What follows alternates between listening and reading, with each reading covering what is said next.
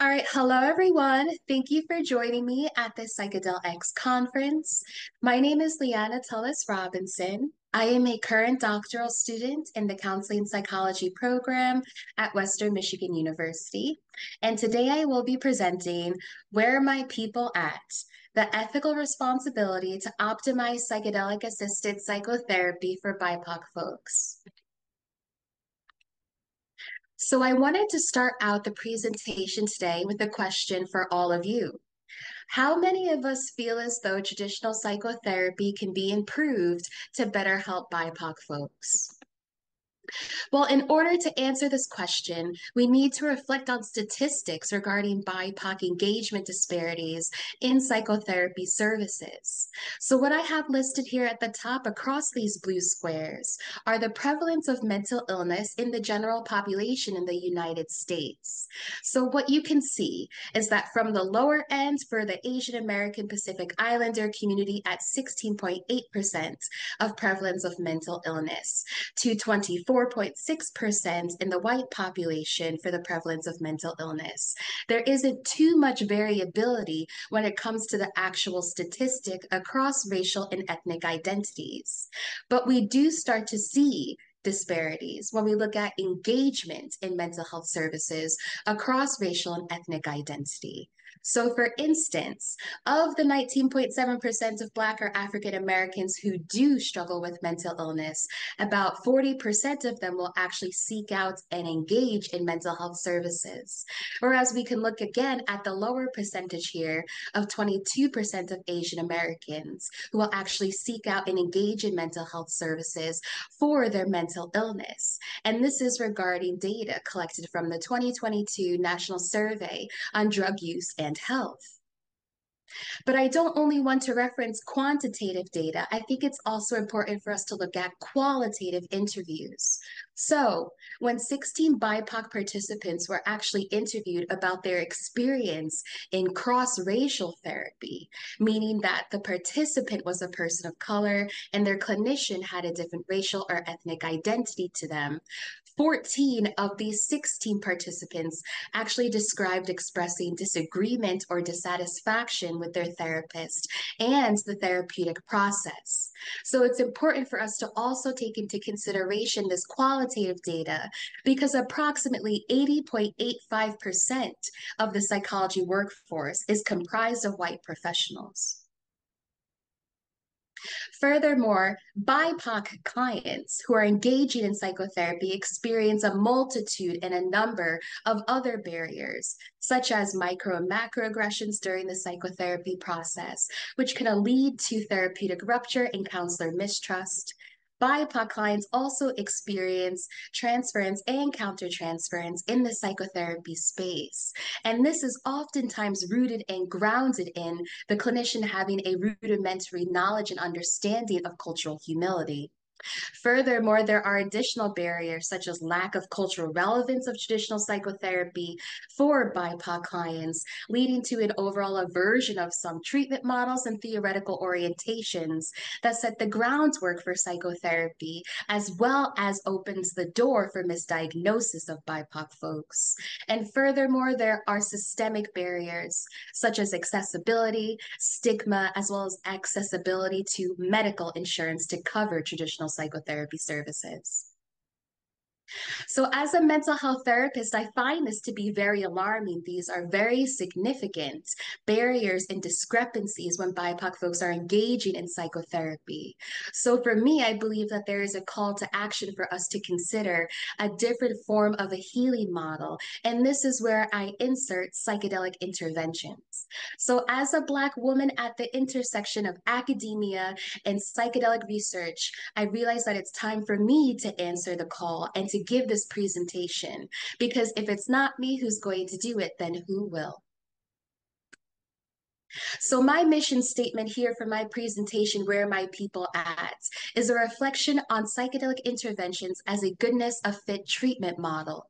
And when we are assessing the goodness of fit of an intervention, we are searching for its appropriateness through its efficacy with the target population, its relevance to the target population, as well as whether or not the treatment intervention is accessible. So first, let's look at the efficacy of psychedelic interventions in psychotherapy. So I can't really review the efficacy of psychedelic treatment without referencing the fact that we are currently in this psychedelic renaissance. So to me, it does seem as though a golden egg is hatching because psychedelic treatment is showing preliminary promise as an effective and efficient intervention for mental health symptoms in the general population. So, first and foremost, I would like to reference psilocybin, which is oftentimes paired with the population who struggle with treatment resistant depression. Following an intervention of psilocybin, scores of depression on the Beck Depression Inventory on average reduced by 30% for this population. Furthermore, we can look at psilocybin interventions for participants who struggle with end of life anxiety due to a chronic illness or a terminal illness. So, not only did psilocybin intervention reduce their depression scores as well, but it also increased their levels of radical acceptance for their end of life anxiety. And on this note of anxiety, we can also look at obsessive compulsive disorder. Psilocybin interventions have actually been shown to reduce OCD symptoms as measured by the Yale Brown Obsessive Compulsive Scale between 23% and 100%. Furthermore, we can look at ayahuasca and in its reference to the Kessler Psychological Distress Scale. So, in the subscale of depression, a single intervention of ayahuasca was actually shown to reduce depression symptoms and scores by, on average, 78%. And we notice a similar trend on the Kessler Psychological Distress Scale for anxiety. So, a single intervention of ayahuasca also proved to reduce anxiety scores by 70% on average. And of course, we also need to reference current MDMA and or LSD research in regards to PTSD. So MDMA and or LSD interventions have actually been shown to reduce symptoms related to PTSD, such as hypervigilance and avoidance, while also increasing the personality trait of openness in those who struggle with PTSD, improving their cognitive flexibility, as well as their trust in themselves, their community cooperation, as well as increases in their levels of empathy. But additionally, that's not all. I want to make sure that I also reference research regarding the psychedelic renaissance exclusively for the BIPOC population.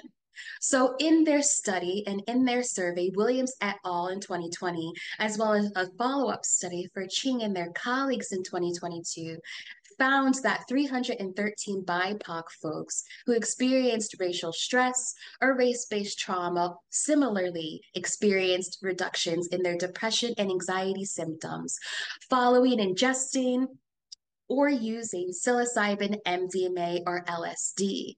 But there was an additional finding and association that they found to be very interesting. And it was that for these 313 BIPOC folks, the psychedelic use also helped to fortify their racial and ethnic identity following their experiences of racial stress or race-based trauma. So, when I bring us back to our mission statement here on the efficacy of psychedelic interventions and a goodness of fit model, it does seem as though psychedelics are showing preliminary promise for reductions in mood related symptoms and disorders such as depression, anxiety, OCD, and PTSD, as well as showing reductions in racial stress and race based trauma, while still fortifying people of color's racial and ethnic identity. So I do still propose that psychedelic assisted psychotherapy can help to improve treatment outcomes for BIPOC folks.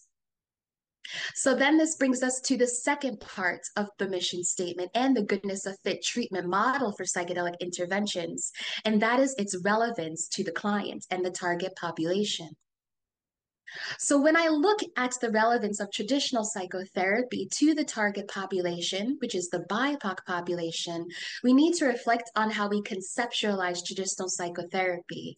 And as an anthropologist, Betty did exactly this in their reflection in 2021. So essentially, as an anthropologist, Betty stated that traditional psychotherapy is actually culturally bound or culturally manifested, and it is culturally connected to more westernized and Eurocentric views on how you heal the psyche. Therefore, if we are to try to fit some populations into this box of traditional psychotherapy, it may cause more harm than good. And I would also like to read the quote here by Betty, where they state, therefore, counseling and psychotherapy may not be as effective as long-standing indigenous healing practices, especially for those individuals who do not subscribe to the assumptions, customs, cultural principles, and culturally promoted objectives that underlie the Western practices of counseling and psychotherapy. And I think that Betty brings up a great point here because there may actually exist some tension when we are fusing these two treatment and healing models together, meaning individual psychotherapy being enhanced by a psychedelic healing model or treatment or intervention. And this is because these two different types of treatment models and healing models are guided by almost opposite principles. So the healing principles do exist on a spectrum if we are to fuse these two types of treatment together. So what I want to review here is the top half, which represents individual psychotherapy. So principles in individual psychotherapy showcase that individuality is paramount as well as privacy being paramount, right? We have our confidentiality agreements and informed consent. Furthermore, in traditional psychotherapy, you tend to have one person who is sharing, and there's someone else who is the outsider who is providing an analysis, or at the very least, a reflection of the individual's experience. And we gather this analysis and conceptualization of the clients by looking into their individual worldview, by looking into who they are in their own specific bubble in the world. But when we refer to the principles here on the bottom half, which are principles of psychedelic based healing, typically psychedelic based healing in communities of color took place in a healing space that was an affinity space by racial and ethnic identity and affirming of people's culture. Furthermore, a principle in psychedelic healing practices is an honoring of the client's or the individual's inner guidance system. So rather than a full reliance on an outsider who is providing an analysis, in psychedelic healing practices, you honor the individual's inner guidance system. So you actually empower the individual to lead their own corrective emotional experience. And lastly, psychedelic experiences inherently have an aspect of mystical experiences or mysticism. And what this leads to is the individual actually recognizing that they are not at the center of the world, but they are equilateral to all things which also hold consciousness. So then, when I bring us back to our mission statement once more, the relevance of psychedelic interventions, it does seem as though there are ancestral and cultural relevancies as psychedelic interventions propose themselves as a healing model. And furthermore, even though there does exist this little bit of tension, a psychedelic intervention does create an additional option for people of color. So, still, I do propose that psychedelic assisted psychotherapy can help to improve treatment outcomes for BIPOC folks.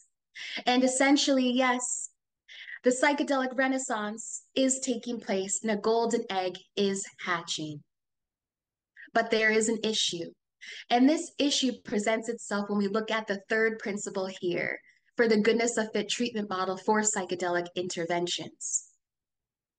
And this is because BIPOC disparities continue to exist in psychedelic science and research. First, we can look at BIPOC underrepresentation. In a methodological search of psychedelic studies, which were conducted between the years of 1993 and 2017, Michaels and their colleagues actually found that 82% of the samples in these studies were non-Hispanic white.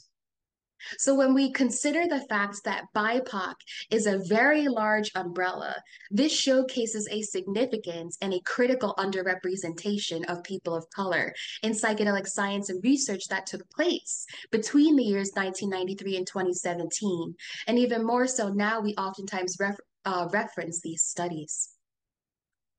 Secondly, BIPOC disparities exist when it comes to psychedelic science and research, because when compared to non-BIPOC participants, BIPOC folks actually experience diminished treatment outcomes. So we can reference the work by Vinyas and Stevens, which was recently conducted and concluded in 2024, where they found that even though BIPOC folks engaged in naturalistic psychedelic use, there ended up being no association between their psychedelic use and their levels of psychosocial distress and psychological distress. But this trend was not present in the white participants that they reviewed. White psychedelic use actually remained associated with lower levels of distress. And interestingly enough, Vinyas actually reflected on an additional study where they found that cardiometabolic health was actually improved for white participants when they used psychedelics, but no such trend or association additionally was found in the Black or Hispanic participants. So then I bring us back to our mission statement regarding accessibility, but I have a different question for myself. When we consider the trends of underrepresentation, diminished treatment outcomes, as well as challenges that BIPOC folks face in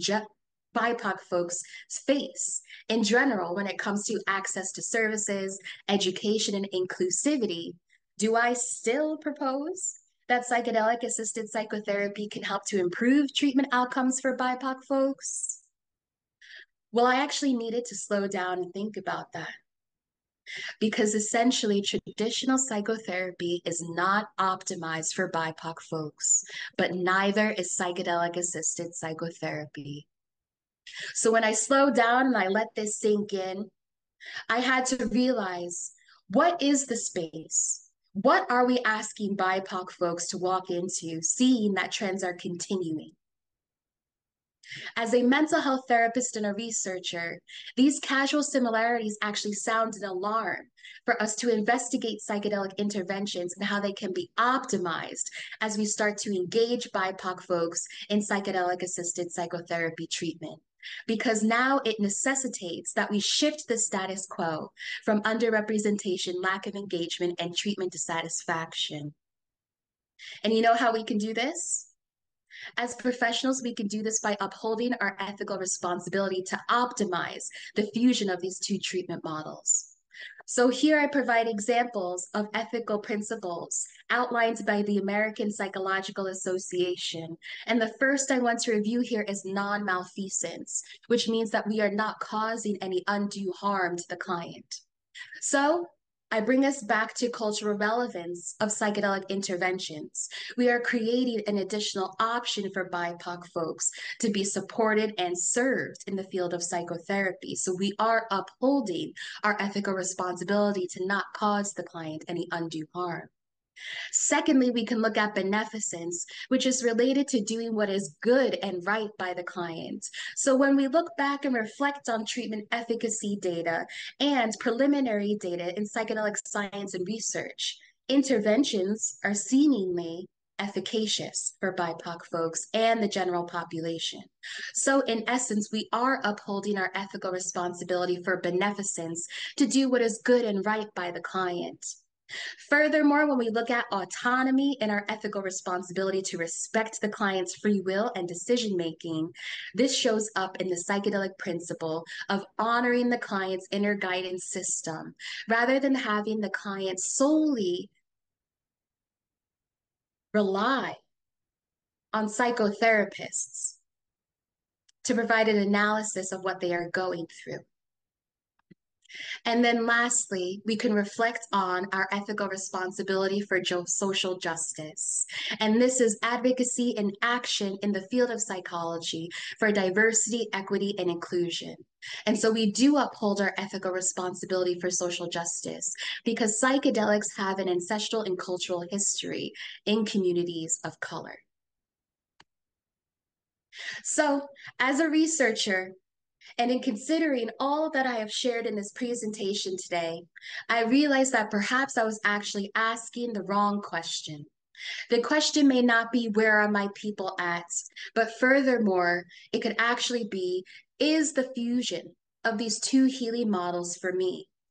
Is this type of psychotherapy treatment for BIPOC folks? And that is actually the golden egg.